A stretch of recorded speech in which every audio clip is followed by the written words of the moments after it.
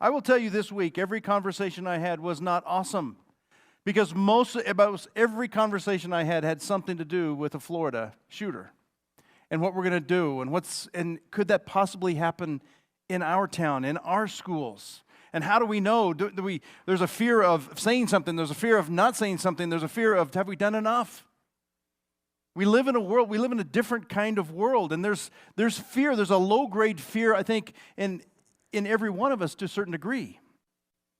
So it's not lost on me that this week, we've planned this series a long time ago and put fear on this week, and it's not lost on me that we're speaking about fear on the week that I think we all need to probably address some kinds of fears, especially if you've got school-age kids and you're a parent. There's a good chance that you're dealing with some fear.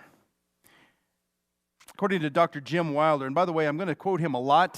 Some of them I'm going to quote. Some of it's just a lot of what I've read and heard from him on a podcast, and he's got a book called, I would really like to read it.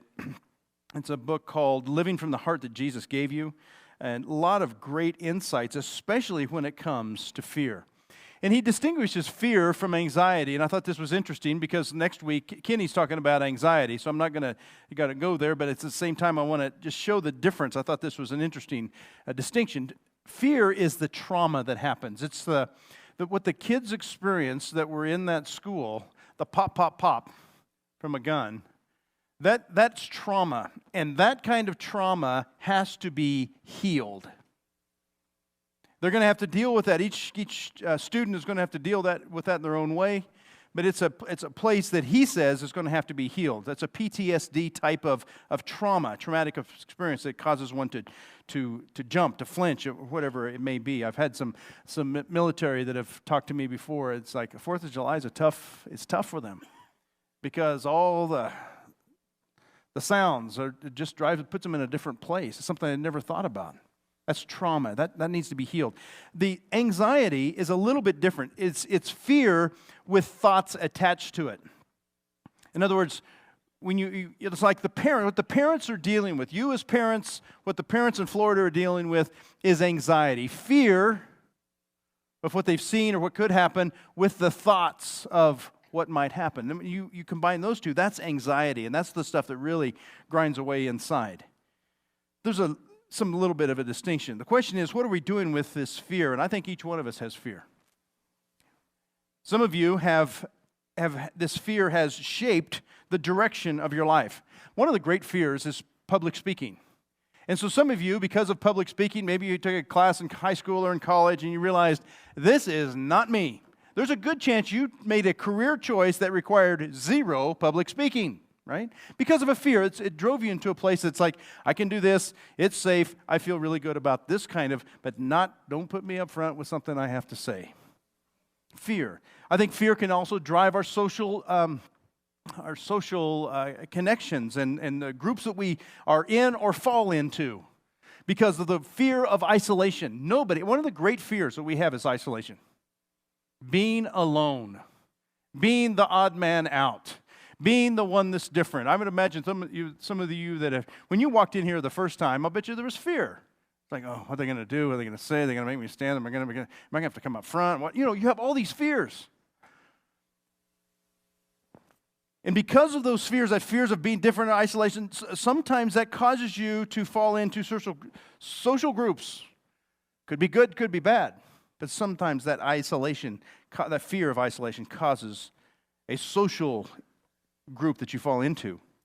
Fear of financial loss. I tell you, anybody that's experienced the 80s, and if you were like I was in the ranching business at that time, and everyone said, don't care what, land prices are always going to go up. We know in the 80s that's not true. They tumbled, they were cut in half. And those of us that were smashed underneath that, the weight of that, there's still a fear of knowing that, no, things can turn. Things can change. And it can affect you in big ways. That some things that happen to us. And because of those fears, I can tell you there are missed opportunities because of fears. That will never happen again. There's missed opportunities because of that fear. Fear of the future. Many of us have that fear. What's the future hold? What's it look like? What am I going to be doing? Because of that fear of the future, it robs the joy of today. You can get so wrapped up in fear. So, today I'm going to try my best to tell you what the Bible has to say about fear. And my favorite passage, 2 Timothy chapter 1, verse 7, it says, God did not give us a spirit of timidity, but a spirit of power and of love and of sound mind. King James Version says it a little more clearly as it pertains to our topic today. God did not give you a spirit of fear, but of power and of love and of self-discipline.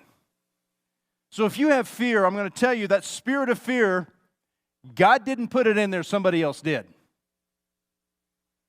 God is the one that gives the spirit of power, love, and sound mind.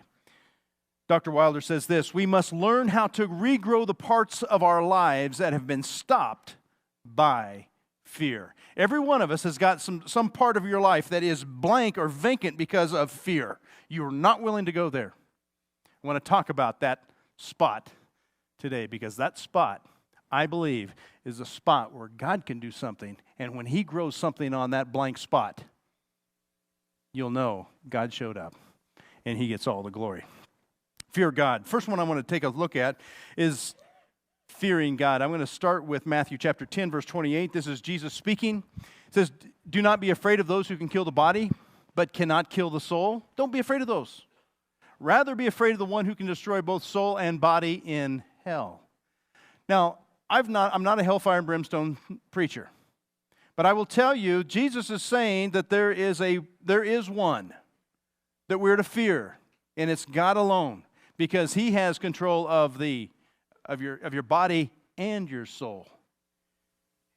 And He does not sugarcoat it. There's a separation. There's an isolation. There's a place of outer darkness that's eternal. That's the one we're supposed to fear. God Himself. Don't fear man. So if we reframe our fears, Jesus would reframe it to the point where this is where Paul lived. He wasn't afraid of what happened to his body. What can man do to me? Torture, killing, throwing the lions. I mean, that was a different kind of framework that they were living in. And He said, do not fear. God did not give you a spirit of fear, but of power and love and a sound mind. To do the right thing in a world that's difficult, that's filled with fear. I think we have to go back to the kind of framework these guys were living with. And they framed it in a different way. The only one I fear is God alone. Disappointing Him. Fear God. He's the one that has your eternal destiny in His hands. Proverbs chapter 9, verse 10 is another one. The beginning of wisdom. Fear of the Lord is the beginning of wisdom. In other places it says the fear of the Lord is the beginning of understanding. When you fear God, and you know that your decisions are going to be weighed on the balance of the scales, the choices that you make are going to be weighed on His scales, that's a fear of the Lord. That's a respect of God and His Word and what His teachings has to say. That will change the way the people you hang out with, the things that you do, the decisions you make. If I could get on my soapbox for just a second, every one of you is going to hear stories and have opinions about what we need to do about this school shooting. What needs to happen? Some of you you're going to hear more guns. Some of you are going to hear less guns. You're going to hear we do have to do more mental health. We have to do a better job of finding out, some of these people that are saying these things and say something or all those things. So you're going to hear all that. What's absent from this table usually is the voice that I would really like to have heard. Is that we've taken prayer out of schools, we've taken God out of schools, and we've taken the reason why people should want to do right. Don't fear man, fear God. There is a hell that Jesus talks about. And if you do these kinds of things, there's hell to pay. We can't tell kids that. We can't tell them that they're made in the image of God. You are loved by God and created special by God, and you're created male and female. Special, if you're a girl, then be the best girl and be the best woman that God created you special. The crown jewel of all His creation. If God made you a man, a boy, He made you to grow up to be a man, to be the provider and protector and be the man of God that God desires you to be. Those are the things that can happen when you have something. So it's like, I wish that, this is my soapbox thing, so just give me some breathing room here, but I just wish they'd give Cheyenne just like one experiment, right? A pilot program, vouchers, I will tell you, just let a group of kids get together and watch some teachers that love God. And I've seen it before, what happens to kids. Because there's a reason now to learn. Because we can learn about God and we can learn about this word. And it's not just written by man, but you have to have an education so you can study critical, textual criticism. And understand that this thing there's a lot of weight behind and support and research and proof of this text that we have today. It's not just pulling it out of the sky and reading it. No, but you have to have an education to get there. And if you have that kind of education, there's a meaning, there's a purpose to this education. It matters. Your actions matter. You matter. Well, okay, soapbox over. But the first thing I think is important is to fear God. That frames this whole thing. Second one is, and not man. The second one is a fear gauge. I was in seminary, and Dr. Shores was our teacher when it came to, our instructor when it came to counseling. I took several classes under his tutelage, and he said this: anger is fear in disguise. Now, I don't want you to ponder that one a lot right now. I want you to ponder it later, because it probably, if you disagree with me, that just made you angry, and your fear that I might be right. And so you see, anger is fear in disguise. And I want you, the next time you get angry, to think, was there a fear? Was I trying to protect myself somehow here? Was I doing self-preservation of my job or my identity or something about me, and that's what made me mad because I couldn't have what I wanted, and what I wanted was going to make me more accepted, or what? But there's probably a fear. If you would parse your anger, there's probably a fear nestled behind that somewhere. Fear manifests itself in anger. And what happens when we're angry? The walls go up. Can you be taught anything when your walls are up and you're angry? No, very seldom. You're not going to hear well from people. You're not going to hear well from God when your walls are up and you're angry. You're going to have to wait until later on that evening, maybe the next day. You're breathing again, the walls are down, and you're open to God or others. Then you can receive some feedback. But when your walls are up, nobody can talk to you. Not even God. See, God's voice comes in as a whisper. And God's voice comes in as a thought in your mind. And when you're quiet before Him, or you're reading His Word, these thoughts that square with God's Word, not thoughts that don't square with God's Word, but thoughts that square with God's Word that's accompanied by peace, you'll know you heard from God. It brings peace to your soul, and it's a God thought. It squares with His Word, and there's peace in it, and you go, okay, that's what I needed to hear. That's when you know you've heard from God. That's how He speaks to us. But when the walls are up, you're not going to hear that still small voice and take in that kind of instruction. So I think this idea of fear and then anger as a result of that fear, it keeps us from hearing from God. Dr. Jim Wilder says this: fear puts the brain in a disruptive framework. I'm upset and nothing is running stable. Being connected to God puts the brain in its most stable framework, and we feel that God is holding our hand. When you can get to that place where you know that God is near, God's with you, you just heard a God thought that squares with His Word and it brings peace, and you're just like, oh, I know I heard from God on this. When you're there, you're in a different kind of place to receive, to see God's direction, to see the next step, to see the plans. Dr. Wilder spends a lot of time with PTSD patients, people with a lot of trauma. And he says this, that taking someone to healing from that trauma is, you cut down the time frame, if you will, 1/6 if you can get that person to a place of gratitude. The psalmist says in Psalm 100, verse 4, I enter His gates with thanksgiving in my heart, His courts with praise. Do you realize when you come in here and you're lifting up your hearts and your songs and your voices to God, and if you allow that song or that worship time to enter His gates with thanksgiving, in his courts with praise. That you are in a place where you can have it's like a beeline. He says 1/6 of the time to get to a healing place with God. If you start with the trauma, it's like it takes forever. And the reason I'm doing this is because I played some, I think Chutes and Ladders with my grandkids. And you just have to take every step, right? And if you get to gratitude, boom, you get right to the top. Now, there's a few more steps you got to take, right? You got to roll the dice a few more times. But this idea of gratitude can get you right to the throne room. Enter his gates with thanksgiving. Do you realize how important that heart of gratitude, and that we have access to that heart of gratitude? We have his word to help us to get to that heart of gratitude. That's part of the healing process.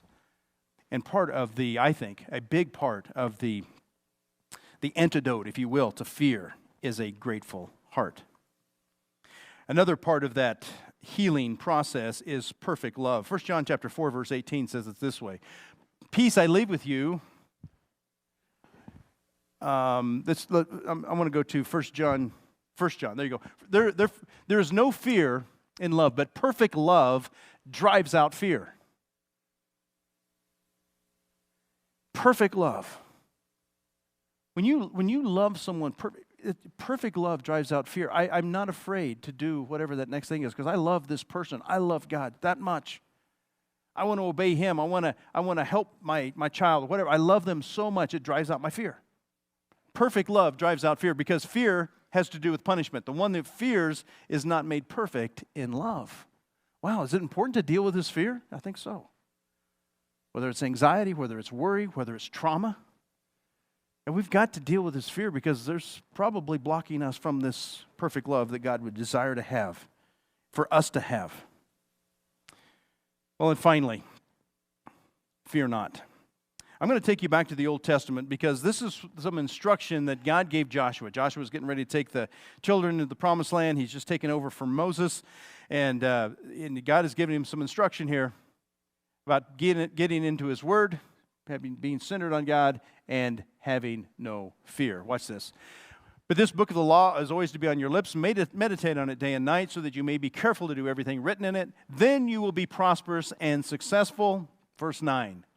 Have I not commanded you? Isn't this strong? This is a strong picture here. Have I not commanded you? Answer, yes, I have. Be strong and courageous. Do not be afraid. He had a lot of reasons to be afraid. He's got to take 1 million people into a new land and drive out the pagans. A lot of reasons to be afraid. Do not be afraid. Do not be discouraged, for the Lord your God will be with you wherever you go. It goes back to that idea that when we know that we're holding God's hand, we've got God's direction. God's asked us to get in this boat and go this direction. Even when there's hardships and the waves get really high, we have to remember that I know that I was in a place and I know that God sent me in this direction, so I know this is what I'm supposed to be doing, even if it gets really difficult. Mark chapter 4 is the story that I'm telling you.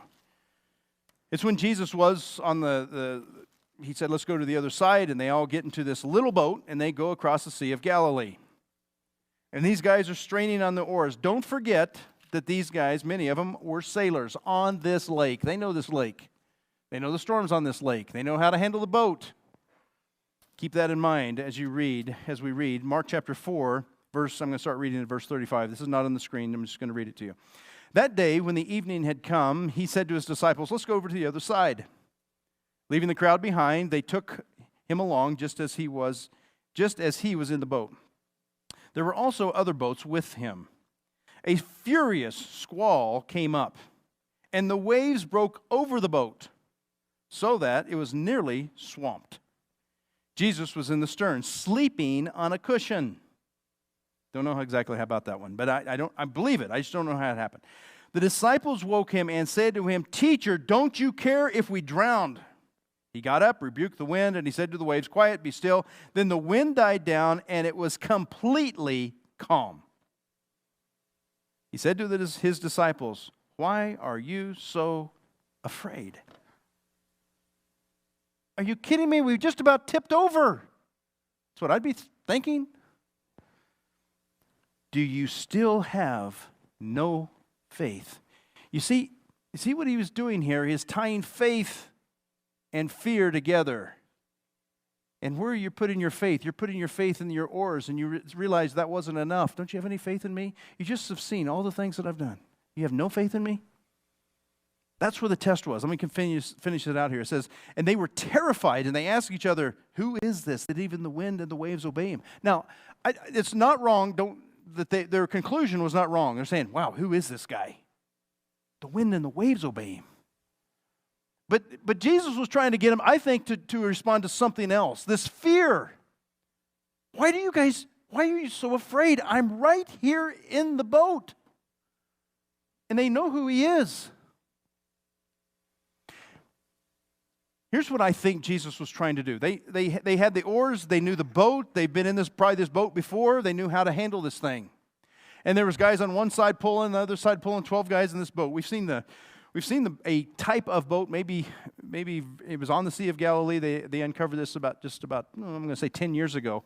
Maybe it's 12 years ago. But you see the size of this boat. It's I don't know, from that microphone to, I don't know, not to the guitar. It's not that big, and it's not super wide from the blocks to the edge of the. It's not. But 12 guys would fit in it pretty comfortably. It'd be cozy, but it'd be comfortable.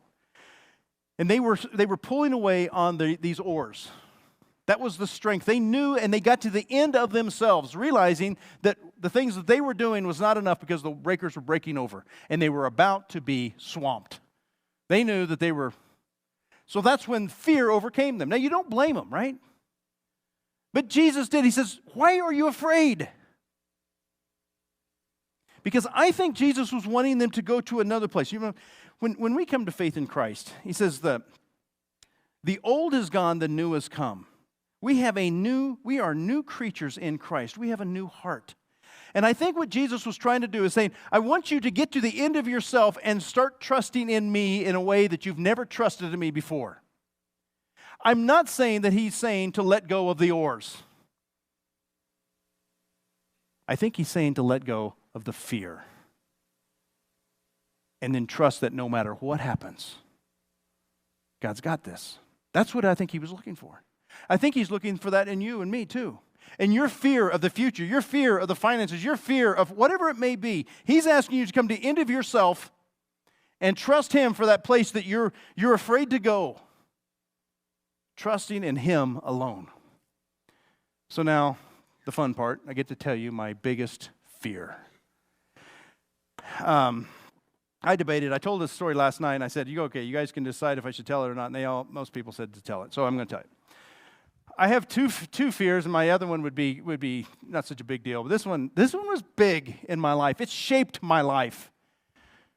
And basically, when God I felt like was nudging me to share this, I just thought, no, another one. Let's do a different fear. And so I'm going to tell you my biggest fear. My biggest fear is when I was in grade school was reading out loud in class. I couldn't read. When you're second, third grade, everybody kind of sounds the same. When you get to be fifth and sixth grade, you're just like, wow, there's some guys and gals that can read really good, and I couldn't. I sound like a second grader. And so, as a result of that, I became a class clown. That's what the benign part of that. It would be a troublemaker is probably what. Anytime we were doing something, if we had to write on the board, have to do math on the board, if we had to do anything up front, I could turn that place into my Comedy Central, man. Everybody was laughing except the teacher, of course, and I usually got sent down to the principal. I spent a lot of time at the principal's office my 7th and 8th grade year, and a lot of it was because of this kind of stuff. If I had to read out loud, because I just couldn't read. Well, what we found out is that in my 6th grade, 7th grade year, somewhere in there, I found out that I had dyslexia. Didn't even know what that was, but I finally figured it out, and it's like, yep, that's what happens. Words flip around, numbers flip around. I just couldn't read it. I probably had ADHD also. If I were to be diagnosed, I'd probably still be on Ritalin. I don't know. But at that particular time, no one knew any of that stuff, and so I was, so I became this class clown. Probably is where my quick wit comes from, because I did it out of self-protection, because I didn't want to go to this place. Every area of my life, leader, front of everything, except reading out loud in class. Biggest fear. I don't know if I had another fear. That was it. And I would do about anything to get out of that. Well, in high school, I got better. I started working through this thing, and I actually got a little bit better, but I still hated to read. I just only read what I'd have to, and I made good grades and all that. But when I did the ACT tests, I could make, I was good numbers on everything except the reading, comprehending, regurgitating. That score was always low, and it always held back from, I just was pathetic on it. I just couldn't do it. I couldn't read that stuff that fast and put it together. And so went to college, and, you just read what you need to read in college. I was a good student and all that. I got through, and I figured out different ways of memorization, and I actually developed a memorization technique and a tool that probably serves me pretty well today, probably. Go back to the ranch, the farm, and then called in the ministry, and I thought seminary would be just a real good Sunday school class. Some bigger, nicer flannel boards. I don't know. Nice big pictures, drawings on the board. I don't know what I thought. But I went in there thinking, and so I went in, and I can still remember my first, and the amount of reading was just absolutely overwhelming. A friend of mine was actually, he was a lawyer, and then he was called into the ministry, and he told me, he said that the amount that we have to read in seminary was like double of what he had to do in his law degree, if you can imagine, those of you that are lawyers. So the amount of reading was just overwhelming. One of the first classes in my first semester is called Prolegomena and Bibliology. It took me a semester to say it, so I just wanted to be able to say that to you. And the first test I took, I went in. I thought I was ready. I thought, I could do this. Went in there, got my score back, and it was red. It would look like I thought the prof had a paper cut. There was just red all over this thing. 62. Holy cow! In Dallas Seminary, the lowest A is 94. The lowest B is 88. The lowest C is 80. If you don't make and that's 2.0. If you don't make a 2.0, you can't re-register the next year or next semester. 62. I don't know if you can do the math, but that's a long way from 80. I walked by. I still remember going to chapel.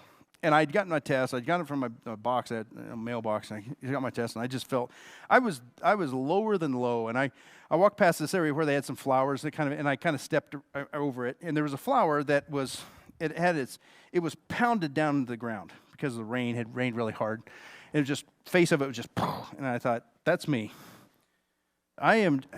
I just sold everything I had. I just moved my wife and 2 kids. We were still struggling to get jobs and get things landed, and I just got a 62, and I don't think I'm going to be able to make it in this place because of one of my biggest fears. It wasn't because I had to read out loud. It's just the amount of reading. I just wasn't that good at it. So I remember going to chapel and basically saying, okay, God, I don't know how this is going to happen, but I need some help. And I will tell you some things fell into place for me real quick. One was how to read a book. I took a class on speed reading. It fell in my lap, kind of. This was actually a book in the book library, $10.95. It's still on my shelf. I was just amazed but it taught me how to read a book. And what do you do? Basically, is you read the table of contents, you read the front, you read the back, and then you go and you basically learn how to consume material. And I went from, in the first year to the 4th year, I went from being able to not read very well to I could speed read, and just amazing. The faster I read, the more that I could comprehend. And they taught me how to, and there's this other thing about memorization. I learned about drawing pictures and stuff, and I had an ability to memorize, and I would go to chapel, and I would sit under these guys. I can still remember where I was sitting when Dr. Charles Stanley talked about his grandfather and providing a hole for his head when he gets there. I can still remember I was sitting when Swindoll was talking about things in chapel, or Dr. Tony Evans. I had this ability, and I just soaked in things. I still use them. You benefit from those guys because I was able to memorize this stuff. So I developed some different tools, and got through, and ended. Not only did I end well, but I ended with. My goal was. Well, first of all, my goal was not to fail. I got to finish that story. Found out that Prolegomena and Bibliology, what they do, the first semester guys, is they try to crush you. And found out that you can drop one test in that class. It was a humiliation class just to humble the freshmen, and quite frankly, it worked. But it drove me to a place of getting some tools that I needed to finish. Finish 3.001.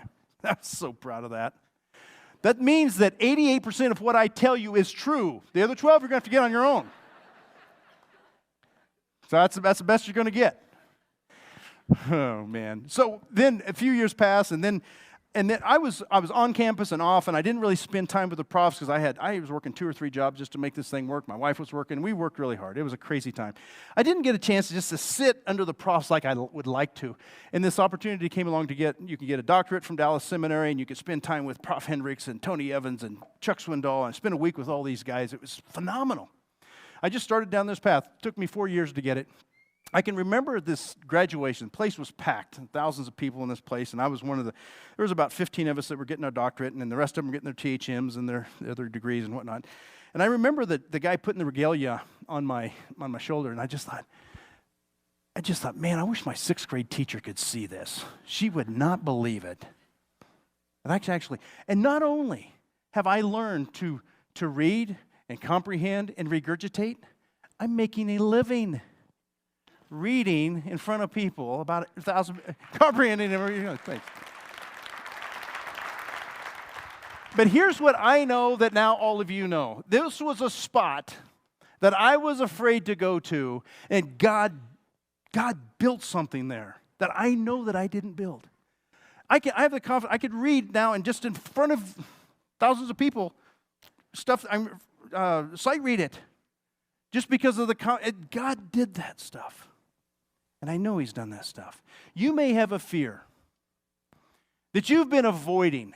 And I will tell you that fear has stopped you from growing. And I will tell you that God probably wants to grow something in your greatest fear. And He's not asking you to let go of the oars. I don't believe that. I had to work like crazy.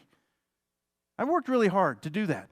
You have to really keep track of the oars, but don't panic.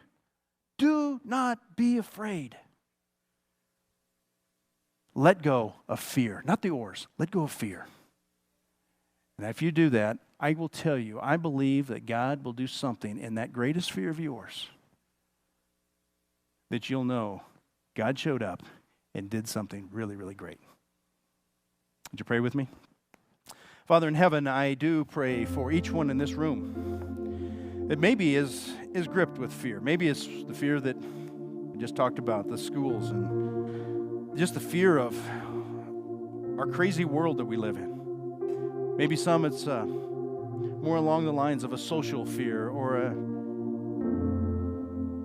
something that's keeping them from being all that they could be for you kind of fear. But Lord, as we address this fear, I pray that each person can go into their hearts, identify that fear, and really do their very best to let it go. Not let go of the oars, but let go of fear. You did not give us a spirit of fear. Somebody else put that there.